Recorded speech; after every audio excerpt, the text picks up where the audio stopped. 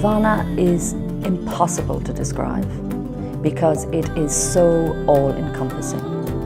It is wellness, it is spirituality, it is beauty, it is nature. It's so many different things, it's virtually impossible to say what it is.